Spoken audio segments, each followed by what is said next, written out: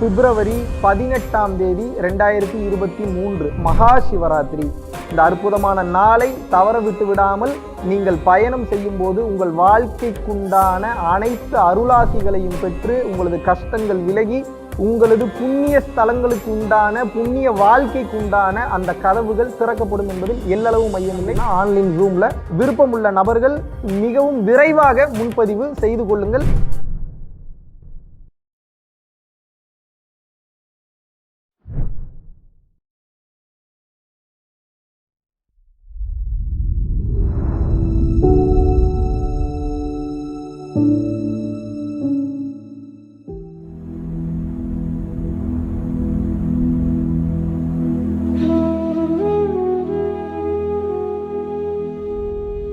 ஜெயகுரு குருவே சரணம்.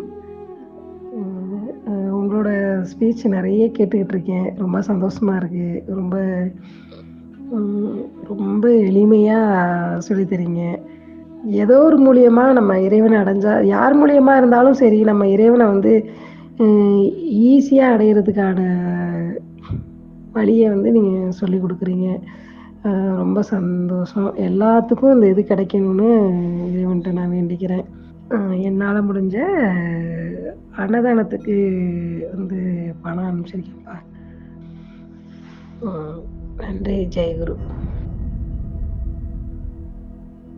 இறைவன் உங்ககிட்ட என்ன கொடுத்துருக்கிறாருன்னா, இப்போது இந்த பெரிய வைர மலையை வச்சு பொழைச்சிக்கன்னு கொடுத்துருக்குறாரு. நீங்கள் என்ன பண்ணுறீங்க? வைர மலை கீழே குடிசையை போட்டு உட்காந்துட்டு பிச்சை எடுத்துகிட்டு இருக்கீங்க. எனக்கு யாராவது சோத்துக்கு வழி இல்லைங்க, காசு இல்லைங்க, யாராவது சாப்பாடு போட்டு போங்க, யாராவது சாப்பாடு போட்டு போங்க. என்ன பண்ணிகிட்டு இருக்கீங்க?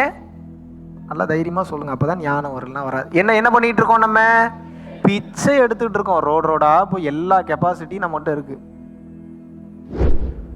அவருக்கென்று ஒவ்வொரு வேலை இந்த உலகத்தில் கொடுக்கப்பட்டிருக்கிறது. ஒருத்தர் இன்ஜினியரு, ஒருத்தர் கொல்லர், ஒருத்தர் தச்சர், ஒருத்தர் டாக்டர், இன்னொருத்தர் பேசுகிறவர், இன்னொருத்தர் மோட்டிவேஷனல் ஸ்பீக்கர், இன்னொருத்தர் ஐடி கம்பெனியில் வேலை பார்க்குறாரு, இன்னொருத்தர் கொத்தனார். ஒவ்வொருத்தருக்கும் ஒவ்வொரு வேலை கொடுத்துருக்காங்களா இல்லையா?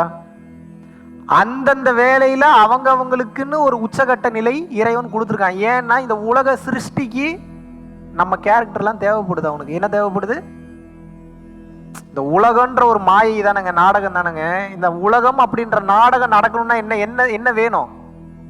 ஆர்டிஸ்ட் வேணும். சொல்லுங்க, என்ன வேணும்? ஆர்டிஸ்டா நீங்க வச்சு படம் வரைகிறீங்களா? அந்த ஆர்டிஸ்ட் கிடையாது. ஆர்டிஸ்ட்னா நடிகர்கள்னு அர்த்தம். யார் தேவை? இந்த உலக இயக்கம் என்னும் நாடகத்துக்கு யார் தேவை? நடிகர்கள் தேவை. நடிகர்கள் எப்படி அப்ப இந்த உலகம் நடக்கும்? இப்ப எனக்கு பசிக்குதுன்னா காலையில எந்திரிச்சோன்னா பால் குடிக்கணும்னு ஆசைப்படுறேன்னு வைங்க. பால் கறக்கிற கேரக்டர் இருக்கணுமா இருக்கக்கூடாதா?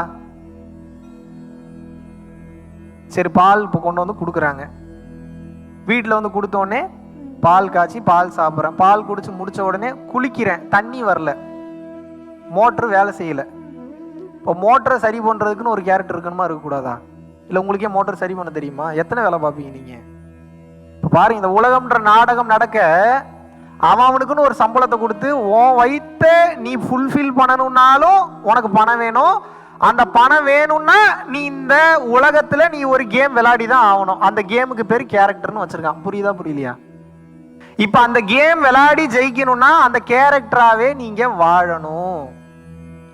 அந்த கேரக்டரை நான் பண்ண முடியாது. அந்த கேரக்டரை வேற யாரும் பண்ண முடியாது. அந்த கேரக்டரை யார் பண்ண முடியும்? நீங்க தான் பண்ண முடியும். இதனால தான் உங்களது இடத்தை வேறு யார் நினைத்தாலும் நிரப்ப முடியாது, சரி செய்ய முடியாது, ஈடு செய்ய முடியாதுன்னு ஏன் சொல்றாங்க? இப்ப புரியுதா? ஏன்னா அந்த இடம் நீங்க இருந்தாதான் ஃபுல்ஃபில் ஆகும். எப்படி டிசைன் பண்ணியிருக்கான் பாருங்க. இப்போ நீங்க என்ன பண்ணணும்? சரி, ஓகே, இப்போ மோட்டரு சரி பண்ணியாச்சு, குளிச்சுட்டேன். நான் குளிச்சு முடிச்சோன்னே என்ன பண்றேன்? ட்ரெஸ்ஸு பார்க்குறேன், சுருக்கமாக இருக்குது. இப்போ அயன் பண்ணணும். இப்போ எந்த கேரக்டர் வேணும்? அயன் மாஸ்டர் வேணும், அயனிங் மாஸ்டர் வேணும். வேணுமா வேணாமா? இப்போ அந்த கேரக்டர் அயனிங் பண்ணாதான் வருமானம் இருந்தால் தான் சாப்பாடு இருந்தால் தான் மறுபடியும் அடுத்த நாளுக்கு உண்டான வேலை. இப்படியே வாழ்ந்து இப்படியே அந்த ஆள் செத்துறக்கூடாது. இப்படியே பண்ணிக்கிட்டு இருக்கிறமே, எங்கே ஆரம்பிச்சு எங்கே முடியும்னு யோசிச்சாருன்னா முக்தி.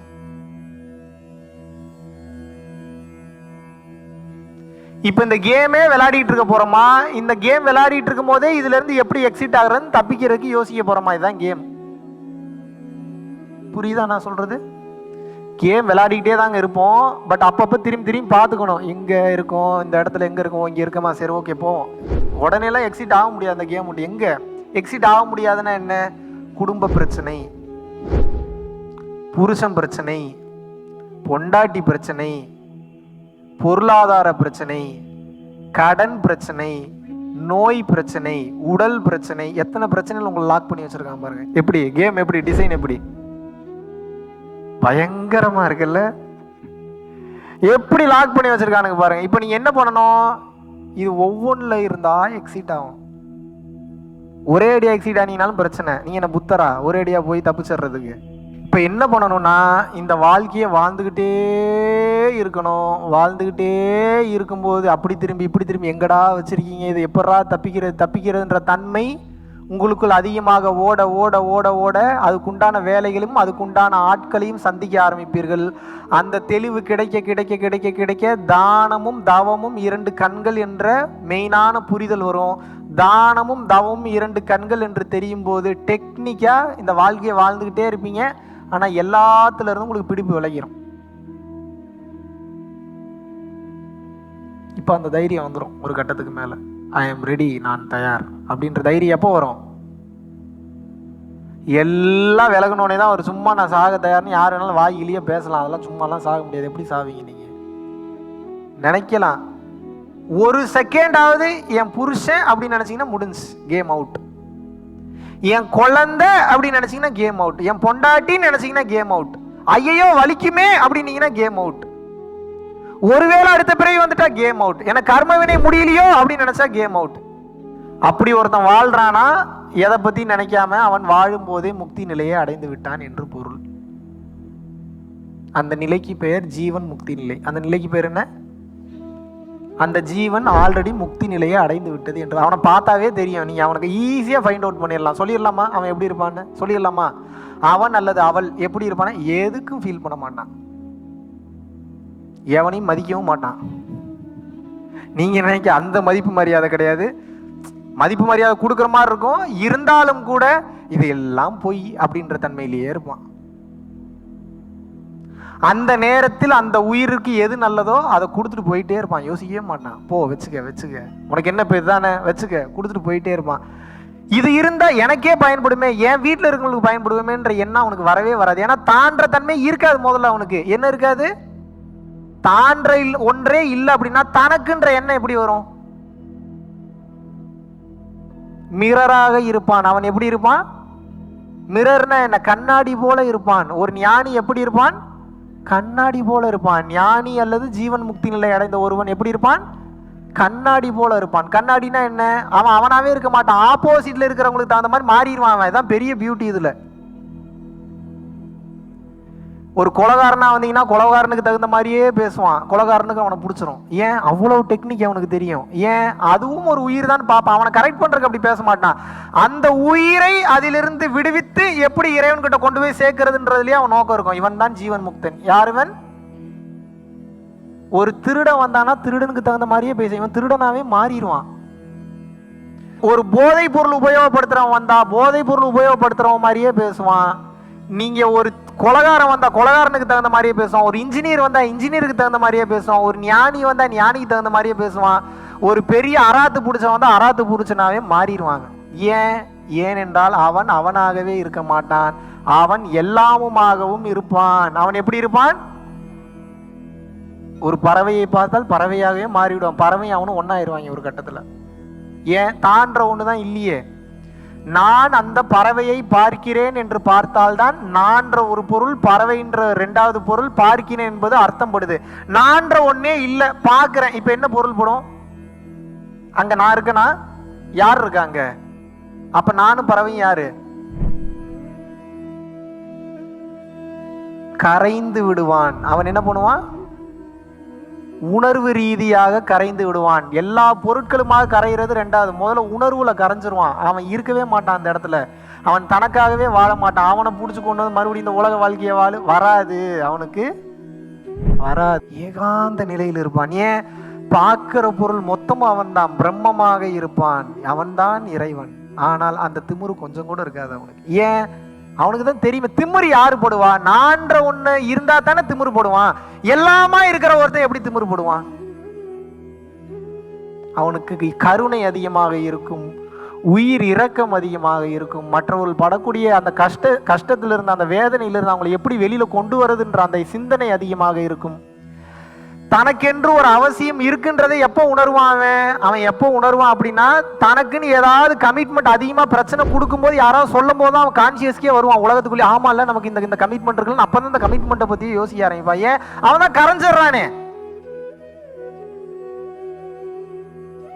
புரியுதா புரியலையா? இப்போ இவனை யாருப்பா பார்த்துக்கிறது? உலகமே அவனை பத்திரமா பார்த்துக்கும். அவனை யாரும் பார்த்துக்கணும், இறைவன் பார்த்துப்பாரு, சுற்றி இருக்கிறவங்க எல்லாரும் அவனை குழந்தை மாதிரி பார்த்துப்பாங்க. ஏன்? அவன் இப்போது குழந்தையாக மாறிவிட்டான். எப்படி மாறிட்டான்? அவன் குழந்தையாக மாறிவிட்டான். அவனுக்கு வேணுங்கிற எல்லாம் தானாகவே கிடைக்கும்.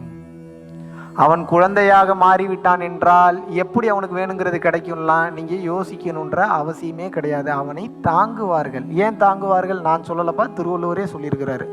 தன்னுயிர் தானற பெற்றானை ஏனைய மண்ணுயிரெல்லாம் தொழும் அப்படிங்கிறார் திருவள்ளுவர். தான் என்கின்ற அகங்காரம் நீங்கிய ஒருவனை, உண்மையாவே நீங்கி இருக்கணும், அப்பதான் தான் என்கின்ற அகங்காரம் நீங்கிய ஒருவனை இந்த உலகத்தில் உள்ள உயிர்கள் எல்லாம் கடவுளாகவே பார்க்கும். ஏன் கடவுளா பார்க்கும்? அவன் எப்ப இந்த உலகத்துக்கு வர்றான், ஏதோ ஒரு கமிட்மெண்ட் இருக்கு, ஏதோ ஒரு தேவை இருக்குன்னா தான் இந்த உலகத்துக்கு வருவான். மற்ற நேரம்லாம் எங்க இருப்பான்? உலகத்துல இருக்க மாட்டான், உலகமாவே இருப்பான். அவன் எப்படி இருப்பான்?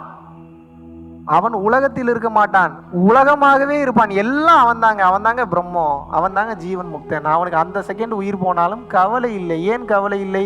அவன் உயிர்ன்றதே முதல்ல வேல்யூ பண்ண மாட்டான்.